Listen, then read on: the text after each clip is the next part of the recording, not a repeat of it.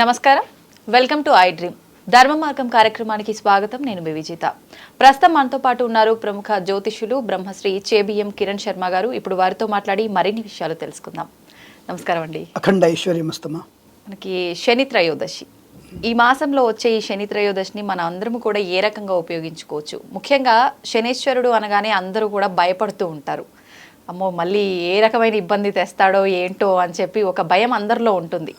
శని వల్ల చాలా మంది ఇబ్బందులు కూడా పడుతుంటారు. అష్టమ శని, అర్ధాష్టమ శని అని చెప్పి, ఏలినాటి శని అని చెప్పి, ఇటువంటి ఇబ్బందులు ఉన్న వాళ్ళు ఈ శని త్రయోదశిని ఏ రకంగా ఉపయోగించుకుంటే బాగుంటుందంటారు? ఛాయామార్తాండ సంభూతం శనేశ్వరం అనేటువంటిది సూత్రం. అంటే ఛాయా మార్గంలో ఉంటూనే అనేకమైనటువంటి శుభాల్ని కలిగించేవాడు శనీశ్వరుడు. సో చాలామంది శని అనగానే భయపడే వాళ్ళు ఎక్కువ ఉన్నారు. కారణం ఏంటంటే భయపెట్టేటువంటి జ్యోతిష్కులు ఎక్కువైపోయారు. జ్యోతిష్యుల యొక్క సమస్య అది. సో కాబట్టి వ్యాపారాత్మక ధోరణితో ఉన్నటువంటి జ్యోతిష్కులు ఇలాంటివి ఎక్కువగా ప్రచారం చేసే అవకాశం ఉంటుంది. అంటే జ్యోతిష్కులు తప్పనటం లేదు, అంటే వ్యాపారం చేయగలిగేటువంటి వ్యక్తులు మాత్రమే అని చెప్తున్నాను. అందుకే సో ముఖ్యంగా శనేశ్వరుడి యొక్క అనుగ్రహాన్ని పొందుకోవడానికి ఒక్కొక్క తిథి ఉంటుంది మనకి. ఇక్కడ త్రయోదశి అనేది శనీశ్వరుడికి అత్యంత ప్రీతికరమైనటువంటి తిథి అంటారు. అది శుద్ధమందు కానీ బహుళమందు కానీ. అందుకే త్రయోదశి శుద్ధమందు కొన్నిటికి శుభకార్యానికి పనికొస్తుంది, బహుళమందు కొన్నిటికి శుభకార్యాలకి పనికిరాదు. సో ముఖ్యంగా శనివారం రోజున త్రయోదశి వచ్చినప్పుడే మనకి శని త్రయోదశిగా చెప్పబడుతోంది. అలా 2 సార్లు వచ్చే అవకాశం ఉంటుందండి? మీ దాంట్లోనే సమాధానం ఉంది. 2 రోజులు మీకు శనివారం రాదు. శనివారంతో కూడుకున్నది శని త్రయోదశి. అవును. కాబట్టి ఇక్కడ మనకి చాలా మంది అదే కన్ఫ్యూజ్ అవుతున్నారు. 30వ తేదీ ఆగస్టు శుక్రవారం రోజున ప్రారంభమై శనివారం మధ్యాహ్నం వరకే ఉంది కదా, మరి శని త్రయోదశి పూజని సాయంకాలం చేసుకోమని చెప్తారు కదా అంటే ఎక్కడ కూడా సాయంకాలం చేసుకోమని చెప్పలేదండి. శని త్రయోదశి పూజని ప్రదోష కాలంలో కూడా చేసుకోవచ్చు, చేసుకుంటే బలం ఎక్కువ. ఎందుకు? ఈశ్వరాలయంలో ఈ నవగ్రహాల దేవుళ్ళు ఎక్కువగా ఉంటాయి కాబట్టి, నవగ్రహ దేవాలయం ఉంటుంది కాబట్టి ఎక్కువగా కడతారు కాబట్టి, అలా శనీశ్వరుడికి ప్రదోష కాలంలో శివ పూజ ప్రశస్తమైంది కనుక అదే సమయంలో శనీశ్వరుడికి కూడా పూజ చేసి తర్వాత అభిషేకం చేసుకొని వచ్చేస్తే 2 రకాల శుభం కలుగుతుంది. కాబట్టి ప్రదోష కాలంలో శని త్రయోదశి పూజ అని చెప్పబడింది.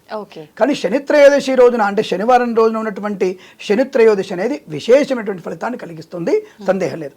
అంటే ఎలాగండి అంటే ఒక జన్మదినోత్సవం వచ్చింది మీకు, సరే ఒక జంటల యొక్క పెళ్లి రోజు అనుకోండి, లేదా మీ ఇంట్లో ఒక జన్మదినోత్సవం జరిగింది, ఆ రోజు ప్రత్యేకంగా ఉంటారుగా. కానీ మీ ఇళ్లలో కొనుక్కు ఇప్పుడు పండగ వస్తే ఒక 2-3 డ్రెస్సులు కొనుక్కుని వాళ్ళు ఎప్పటికి ఉన్నాం కదా, ఆ 2-3 జతల్ని కొనుక్కున్నప్పుడు పుట్టినరోజు నాడే వేసుకోం కదా 2 జతలు. అంటే ఏ రోజన్నా కొత్త బట్టలు వేసుకుంటే ఆ రోజు మీకు ఉత్సాహంగానే ఉంటుంది కదా. కాబట్టి అలాగనే శనీశ్వరుడిని ఏ రోజైనా కొలవచ్చు, దానికి ఎటువంటి సందేహం లేదు. కానీ త్రయోదశి విశేషమైంది కాబట్టి ఆ యొక్క శనీశ్వరుడికి అనుగ్రహాన్ని తొందరగా పొందుకునే అవకాశం ఉంటుంది. కాబట్టి శని త్రయోదశి, శనివారంతో కూడుకున్నటువంటి త్రయోదశిని మనం శని త్రయోదశిగా పూజించుకోవాలి. వీలైతే మీరు తప్పకుండా సాయంకాల సమయంలో ప్రదోష కాలంలో చేసుకొని శివుడికి అభిషేకం చేసుకోవచ్చు. మరి ఇప్పుడు 30వ తారీఖు మధ్యాహ్నం నుంచి 31వ తారీఖు మధ్యాహ్నం వరకే ఉంది కదా, నాకు తెలిసి 3 వరకు ఉంది అనుకుంటా. శనివారం రోజున మధ్యాహ్నం 3 గంటల వరకు ఈ త్రయోదశి ఉంది, తదుపరి చతుర్దశి కూడా వచ్చేస్తుంది. కాబట్టి మరి ఆ రోజు ఎప్పుడు పూజ చేసుకోవాలి? మీరు 2 రోజులు వస్తున్నారు అడిగారు.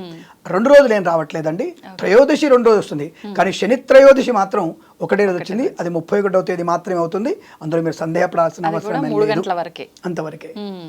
మరి ఏ రకంగా ఉపయోగించుకోవచ్చు అంటారు అంత మంచి ముఖ్యమైన రోజుని? ఇది వారంలో ఒకసారి, నెలలో 2 సార్లు కూడా వస్తుంది, ఒక్కొక్కసారి నెలలో ఒక్కసారి కూడా రావచ్చు, ఒక్కోసారి 2 నెలలకు ఒకసారి కూడా రావచ్చు. అంటే త్రయోదశితో కూడినటువంటి శనివారం, అది మనకి ఎలాగైనా వస్తుంది. ఎలా ఉపయోగించుకోవాలి అని అంటే ఇప్పుడు ప్రస్తుత కాలంలో ఏలినాటి అనేది మీనము, కుంభము, మకర రాశి వారికి, అలాగే అష్టమ శని కర్కాటక రాశి వారికి, అర్ధాష్టమ శని వృశ్చిక రాశి వారికి ఏర్పడుతోంది. ఈ 5 రాశుల వారు ముఖ్యంగా శనిపీడా పరిహారం పోగొట్టుకోవడానికి తప్పకుండా నవగ్రహాల దేవాలయంలో శనీశ్వరుడికి తైలాభిషేకం చేయాల్సిందే. చేయడం వల్ల ప్రయోజనం బాగుంటుంది. ఏమంటే పూజలు చేయడం వల్ల శనీశ్వరుడితో పారిపోతాడా, మనల్ని అంటుకున్నవాడు వదిలిపోతాడా అంటే వదిలిపోవాల్సిన అవసరం లేదు. కానీ తాత్కాలిక అంటే మీకు చెప్తాను, ఇప్పుడు మీకు లౌకికంగా చెప్తాను నేను. మీరైనా పని మీద ఇప్పుడు బయటకు వెళ్తున్నారు, సపోజ్ మీరే మంచిగా తయారయ్యారు, షూటింగ్ కోసం రావాలి, మీరు యాంకరింగ్ ఉంది ఇంపార్టెంట్, రేవంత్ రెడ్డి గారితో యాంకరింగ్ ఉంది, అయితే చంద్రబాబు నాయుడు గారితో యాంకరింగ్ ఉంది, మీరు అర్జెంటుగా వెళ్ళాలి, రెడీ అయిపోయారు, తెల్ల బట్టలు వేసుకెళ్ళారు, టక్కున బండి వాడు పక్కన చెల్లాడు, ఒక మరక మీ మీద పడింది. ఇప్పుడు దాన్ని ఏం చేస్తారు మీరు? ఆ మరక పోవడానికి ఏం చేస్తారు ఉపాయం అంటే స్టెయినర్ ఏదో వాడతారు, అంటే స్టెయినర్ వాడతారు, ఆ మురికిని పోగొట్టుకోవడం ప్రయత్నం చేస్తారు. అంటే అక్కడికక్కడ మీరు సమస్యని పరిష్కరించుకోగలిగే అవకాశం ఉంటుంది. అంటే డ్రెస్ మార్చుకునే అవకాశం లేదు, కానీ ఆ మరకని పోగొట్టుకునే అవకాశం ఉంటుంది లాగా అన్నమాట. అంటే మనం ఈ తైలాభిషేకము, స్వామివారి అర్చన, అభిషేకము, హోమము చేసుకున్నప్పుడు శని పూర్తిగా తొలగకపోయినా తాత్కాలికమైనటువంటి ఉపశమనాన్ని కలిగించే అవకాశం ఉంటుంది. ఇది మనం తెలుసుకోవాలి. అందుకే అభిషేకం జాతకంలో పడినటువంటి ప్రభావం ఎందుకు తొలగిపోతుంది? తొలగిపోవాలంటే ఆయన్ని ఉపాసన చేసుకోవాలి, ఆయన ఉపాసించాలి బాగా. శనీశ్వరుని ఎక్కువ ప్రార్థన చేయాలి, స్తోత్రము చేయాలి. అభిషేకం చేస్తే ఆయన యొక్క ప్రభావం తగ్గిస్తాడు. వీడు నన్ను పూజిస్తున్నాడు, సో నన్ను అనుగ్రహించమని కోరుకుంటున్నాడు, కాబట్టి తన్ని మనం తప్పకుండా అనుగ్రహించవద్దని చెప్పేసి తన నెగిటివ్ ఎనర్జీ తగ్గిస్తూ ఉంటాడు. అంటే పూర్తి తగ్గించేసి ఆఖరిలో వచ్చరికి చిన్న చిన్న లోపాలు పెట్టేసి దాన్ని పూర్తిగా దాని రూపమాపే అవకాశం ఉంటుంది. అలాగనమాట. అయితే ముఖ్యంగా ఓన్లీ తైలాభిషేకం ఒక్కటే చేస్తే సరిపోతుందా? కుదరని వాళ్ళు ఇంకేదైనా చేసే అవకాశం ఉందా? నేను చాలా మంది చెప్తుంటాను, ఇప్పుడు అందరికీ కూడా ఇప్పుడు మీద డబ్బు ఉంది, సో ఒక 25,000 ఖర్చు పెట్టుకోగలిగే అవకాశం ఉంది. శనివార జపం చేయించండి, శనీశ్వరుడికి దానం చేయండి. నవగ్రహ దేవాలయంలో శనీశ్వరుడికి తైలాభిషేకం, పంచామృతాభిషేకం, నలుపు రంగు వస్త్రాలని ధరింపజేయడం, అక్కడ నుండి 100 మందికో 10 మందికో 50 మందికో అన్నదానం చేయడం, అక్కడ నుండి వేద పండితులకి పురోహితులకి వస్త్రదానం చేయడం, భోజన పదార్థాలు దానం చేయడం లాంటివి చేసుకునే అవకాశం ఉంటుంది డబ్బు ఉంటే. డబ్బు లేదు, ఓన్లీ అభిషేకం చేసుకుని వచ్చేసేయండి. తైలాభిషేకానికి కూడా అవకాశం లేదండి అన్నప్పుడు నీళ్లతో అభిషేకం చేయండి, జలముతో అభిషేకం చేయండి.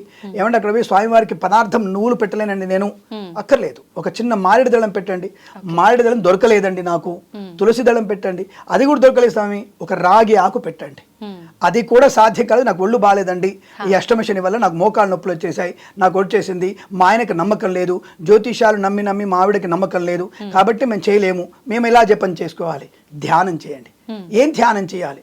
మీరు ఒక ఇంట్లో, మీ ఇంట్లోని హాల్లో సోఫాలో కూర్చొని 2 కాళ్ళ దగ్గర పెట్టి హాయిగా మనస్ఫూర్తిగా శనీశ్వరుడి దేవాలయానికి వెళ్ళినట్టుగా, ఆ స్వామిని అభిషేకించినట్టుగా, అలంకారం చేసినట్టుగా, వజ్రమయ కణకమైనటువంటి అలంకారం చేసినట్టుగా, అక్కడ 100 మంది కాదు 1000 మందికి మీ స్వహస్తాలతో అన్నదానం చేసినట్టుగా, అలాగే బ్రాహ్మణులకి బంగారము వస్త్రము దానం చేసినట్టుగా దాన ధ్యానం చేయండి.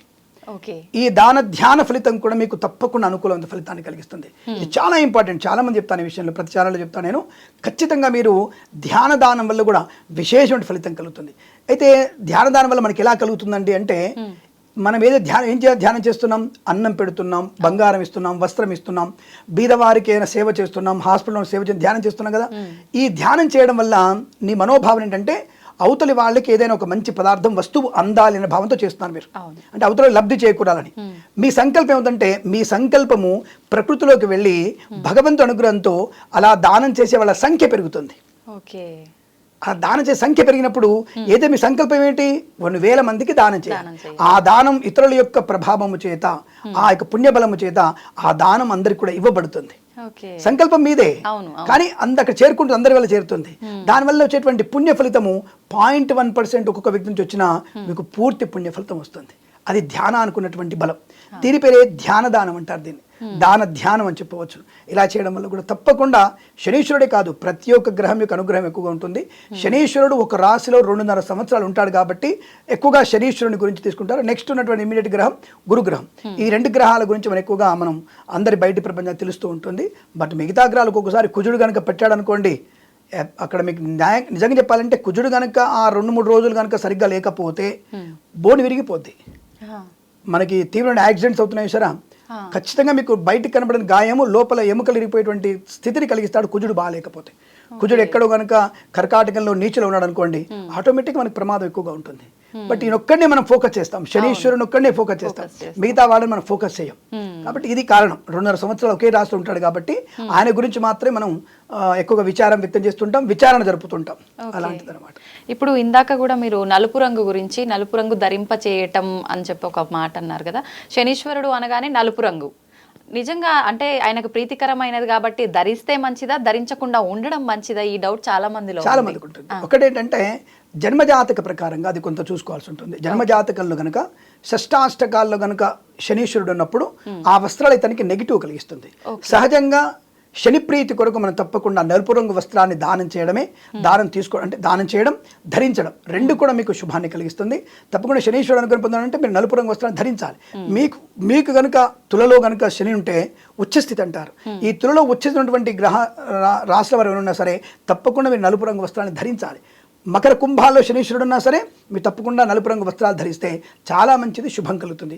కానీ మేషరాశి వారు, వృశ్చిక రాశి వారు దాదాపుగా నలుపు రంగు వస్త్రాన్ని, సింహరాశి వారు కూడా పూర్తిగా విసర్జించడం, కర్కాటక రాశి వారు కూడా నలుపు రంగు వస్త్రాన్ని విసర్జించడమే మంచిది, అది శుభం జరుగుతుంది శాశ్వతంగా.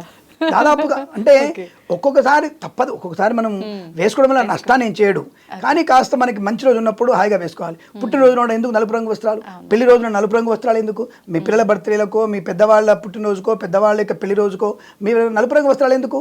నలుపు అనేది ఇప్పుడు మోడర్న్ ప్రపంచంలో ఈ సినిమా ఫంక్షన్ అందరికి కూడా నలుపు రంగు డ్రెస్ వేసుకున్నాడు అనేది కొంత ఒక రకమైన ఫ్యాషన్ అయిపోయింది.